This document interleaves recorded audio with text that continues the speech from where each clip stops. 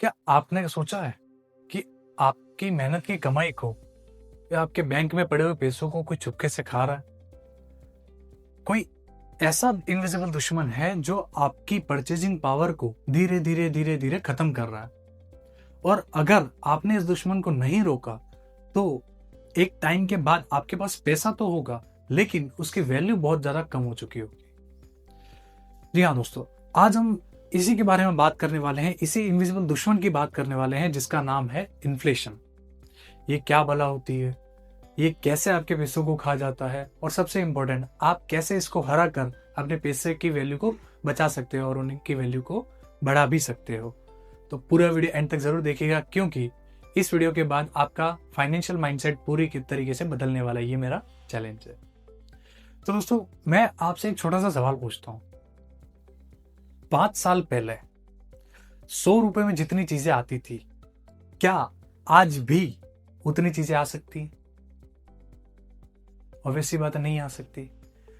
तो ये पैसा कहीं गायब नहीं हो रहा है, बल्कि आपके पैसे की ताकत, आपके पैसे की जो पावर है, वो खत्म होती जा रही है। और इसका सबसे मेन रीजन है इन्फ्लेशन।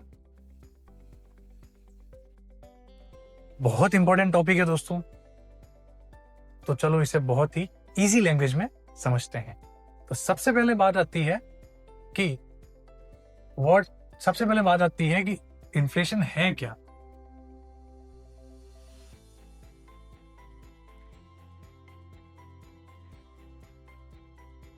सबसे पहले बात तो ये आती है कि इन्फ्लेशन होता क्या है। तो बहुत इजी लैंग्वेज में अगर बोलूं, सिंपल भाषा में अगर बोलूं मैं आपको, तो इन्फ्लेशन का मतलब होता है महंगाई। जब किसी चीजों की या सर्विसेज की प्राइस टाइम के साथ बढ़ जाती है, उसे इन्फ्लेशन कहते हैं। इसका सीधा सा मतलब है कि आपकी पैसे की, या फिर आप कह लो कि आपकी जो परचेजिंग पावर है, वो धीरे धीरे धीरे धीरे टाइम के साथ कम होती जाती है।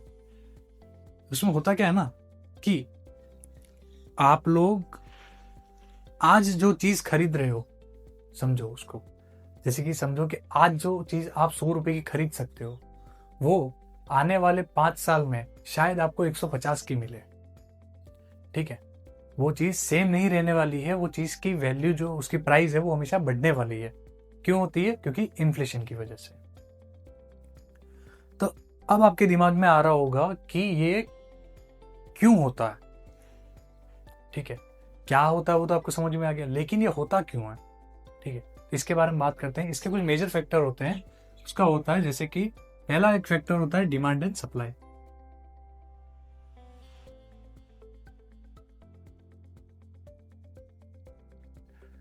देखो दोस्तों, होता क्या है ना, जब किसी चीज की या फिर जब किसी प्रोडक्ट की डिमांड बहुत ज्यादा बढ़ जाती है और उसकी जो सप्लाई है वो उस डिमांड को मैच नहीं कर पाती है, तो उस चीज की प्राइस बढ़ जाती है। लेट्स से किसी चीज की प्राइस, समझो कि डिमांड 10 पीस की है और मार्केट में उस चीज की सप्लाई सिर्फ 5 पीस की है, तो जो 5 पीस का जो डिफरेंस है उसको बोलते हैं सप्लाई गैप। ठीक है, तो वो हो जाएगा आपका, उसकी वजह से आपकी जो प्राइस है वो बढ़ जाती है चीजों की। I hope that's clear. Second factor होता है इसमें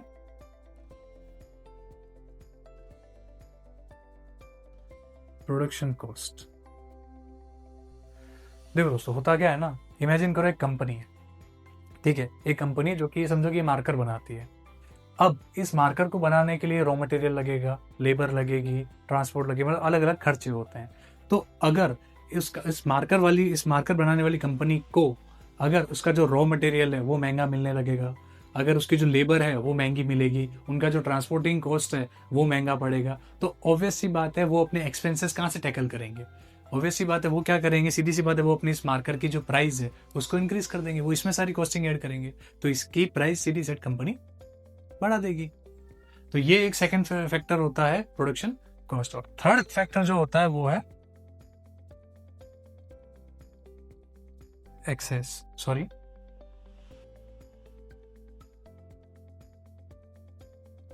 मनी सर्कुलेशन।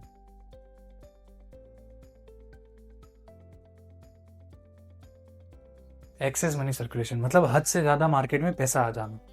ठीक है, तो उससे भी क्या पैसों की वैल्यू कम हो जाती है। जैसे कि गवर्नमेंट पॉलिसी का बेनिफिट हो गया, या फिर कह लो कि आप बहुत ईजी तरीके से लोगों को लोन्स मिलने लग गए, तो उससे क्या लोगों के हाथ में बहुत ज़्यादा पैसा आ जाता है, जिससे पैसों की वैल्यू कम हो जाती है। लेकिन देखिए दोस्तों, ये चीज़ें, इन्फ्लेशन एक इकोनॉमी के लिए काफ़ी नेचुरल पार्ट है, और इन्फ्लेशन ग्रोथ के लिए अच्छा भी होता है, लेकिन अगर ये कंट्रोल से बाहर हो जाए तो नुकसान देता है, फिर बहुत ज्यादा नुकसान दे सकता है। ठीक है, अब आता है सबसे मेन सवाल कि इन्फ्लेशन कैसे आपके पैसों को खा जाता है। ठीक है, तो मैं आप लोगों को एक कहानी सुनाता हूं। ठीक है, एक बार एक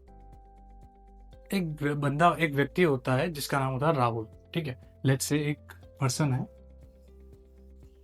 राहुल। ठीक है, उसके पास ना कहीं से 1 लाख रुपए आ जाते हैं। ठीक है, कह लो कि उसके पास, वो कहीं से कमाया होगा तो उसके पास 1 लाख रुपए है। ठीक है, अब वो सोचता है कि मैं इन पैसों का करूं क्या। तो फिर कोई उसे सजेशन देता है कि भाई तू बैंक में जा और एफडी करवा दे। अब राहुल खुश हो जाता है, चलो बैंक है, बैंक के नाम से आजकल सब खुश हो जाते हैं कि बैंक में पैसा मतलब सेफ पैसा। ठीक है, तो अब राहुल खुश हो जाता है और वो जाता है सीधा बैंक में। बैंक में जाके वो बैंक वालों को बोलता है कि मुझे एफडी करवानी है, तो वो सारी फॉर्मेलिटीज पूरी करके 1 लाख की एफडी करवा देता है। तो बैंक वाले उसे बोलते हैं कि सर आपको इस पे 6% का इंटरेस्ट मिलेगा, रिटर्न मिलेगा। अब ये 6% का इंटरेस्ट सुन के, रिटर्न सुन के राहुल तो खुश हो गया कि वाह भाई मेरा पैसा तो अब बढ़ेगा। ठीक है, तो उसने एफडी करवा दी और वो वापस खुशी खुशी घर आ गया। अब यहां पर उसने एक गलती कर दी है, जो गलती शायद आप लोग भी करते होंगे, लेकिन आज इस वीडियो को देखने के बाद आप वो गलती जिंदगी में कभी नहीं करेंगे और ना दूसरों को करने देंगे। उसने गलती क्या करी कि उसको रिटर्न मिल रहा था एफडीज पे 6% का। ठीक है, लेकिन उसको एक चीज करनी चाहिए थी कि उसको इन्फ्लेशन का जो एवरेज रिटर्न है, इन्फ्लेशन का एवरेज जो रेट है वो चेक कर लेनी चाहिए थी, क्योंकि इन्फ्लेशन की जो रेट चलती है वो चलती है एवरेज 7%। ठीक है, इस चीज को आप याद रखिएगा। अब उसने ये चीज चेक नहीं करी और उसने एफडी करवा दी। ठीक है, अब वो घर भी आ गया, खुश है। अब हो जाता है 10 साल बाद, अब आते हैं 10 साल बाद। ठीक है, उस चीज को 10 साल हो गए, अब 10 साल हो गए। अब बैंक में जाता है वो वापिस और बोलता है कि मुझे मेरे जो पैसे हैं वो रिटर्न कर दो। ठीक है, उसको मतलब एफडी तोड़वा देनी थी। तो अब बैंक वाले उसको दे देते हैं 1 लाख, तो उसके जो प्रिंसिपल अमाउंट था वो, और साथ में 80,000 का उसका जो प्रॉफिट था या फिर कह लो कि रिटर्न था। ठीक है, तो बैंक वाले उसको दे देते हैं 1,80,000 रुपीज। Sounds good right?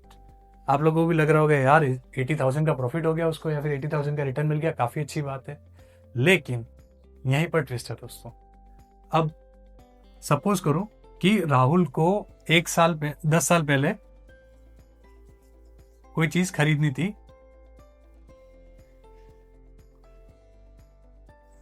खरीदनी थी, जिसकी कॉस्ट थी 1 लाख रुपए। 10 साल पहले की बात कर रहा हूं।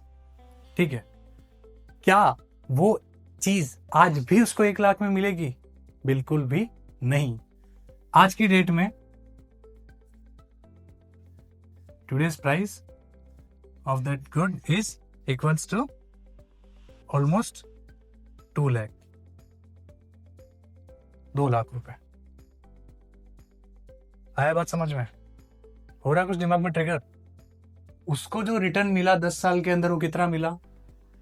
टोटल उसको अमाउंट कितना मिला? 1,80,000।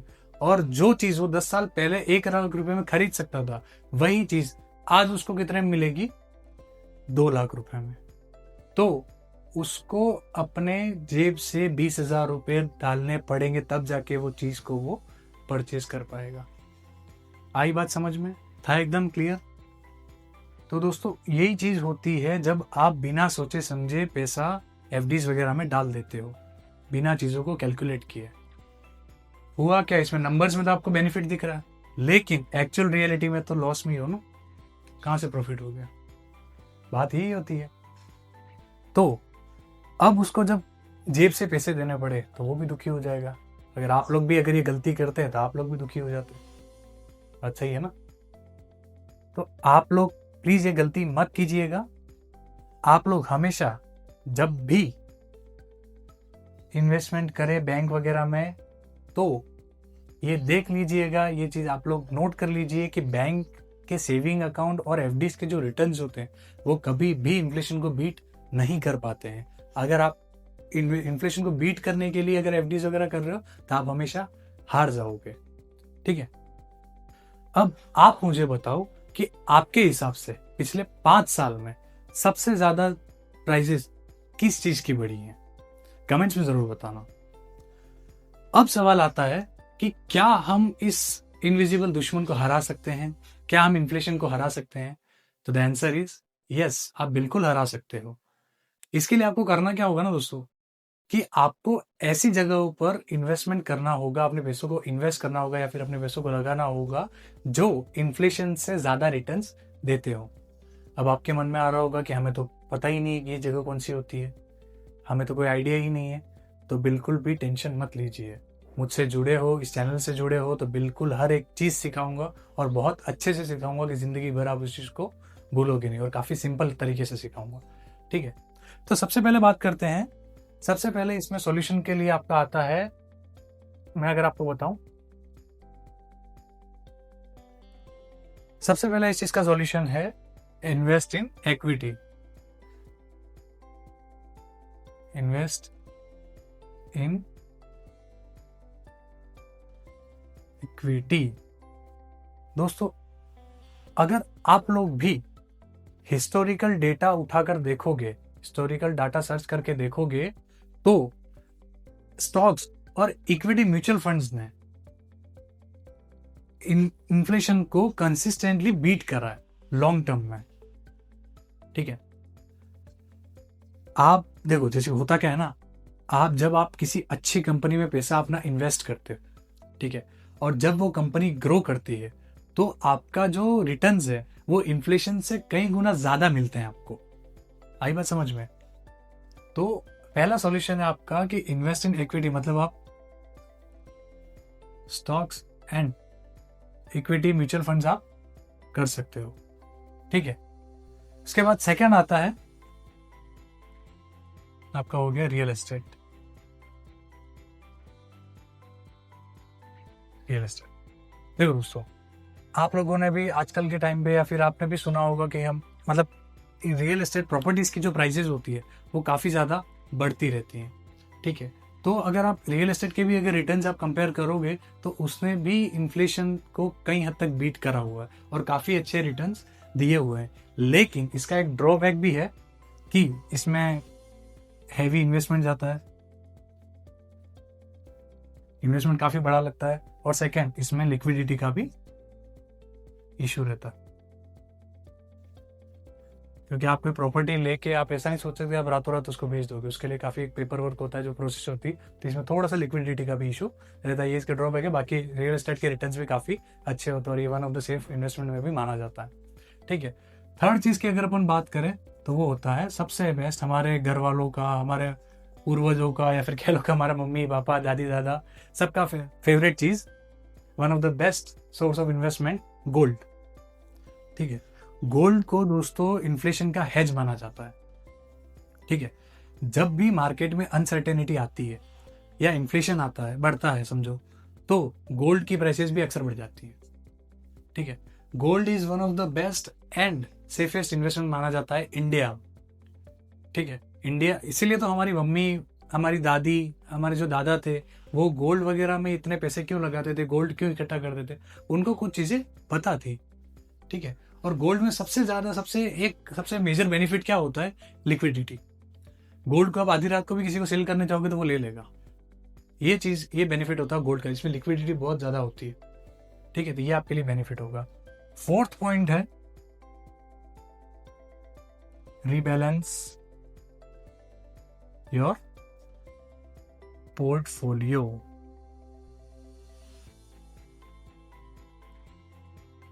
Rebalance your portfolio. देखो दोस्तों, सिर्फ इन्वेस्ट करना ही काफी नहीं होता है, आपको अपने पोर्टफोलियो को रेगुलर बेसिस पर चेक करना भी पड़ता है, और अगर जरूरत पड़ती है तो उसको रीबैलेंस यानी कि रीएडजस्ट भी करना पड़ता है। इसके बारे में आने वाली वीडियोस में अपन डिटेल में डिस्कस करने वाले हैं, वो टॉपिक बिल्कुल डिटेल में मैं कवर करूँगा। तो आपने देखा कि इन्फ्लेशन आपकी मेहनत की कमाई का सबसे बड़ा दुश्मन है, लेकिन अगर आप स्मार्ट तरीके से इन्वेस्ट करते हो तो ना सिर्फ आप इन्फ्लेशन को हरा सकते हो, बल्कि अपनी जो पैसे हैं उनकी वैल्यू को कई गुना ज़्यादा भी बढ़ा सकते हो। तो अब जब आपको ये चीज़ समझ आ चुकी है तो आप लोग मुझे कमेंट्स करके ज़रूर बताएं कि आप इन्फ्लेशन को हराने के लिए कौन सा तरीका अपनाने वाले हैं। और हाँ, अगर आपको ये वीडियो पसंद आई हो और आपको इन्फ्लेशन की सच्चाई जानने में हेल्प मिली हो या आपको इन्फ्लेशन की सच्चाई पता चली हो, तो इस वीडियो को लाइक करना मत भूलना और अपने फ्रेंड्स एंड फैमिली के साथ इस वीडियो को ज़रूर शेयर करें, जो इन्फ्लेशन को हराना चाहते हैं और अपने पैसों की वैल्यू को बचाना चाहते हैं। और हाँ, इस चैनल को सब्सक्राइब करना बिल्कुल ना भूलें, क्योंकि यहाँ पर मैं ऐसे ही सिंपल और इम्पैक्टफुल फाइनेंशियल वीडियोस आप तक लाता रहूँगा। तो मैं मिलूंगा आपसे अगली वीडियो में किसी अगले टॉपिक के साथ। तब तक के लिए जय हिंद।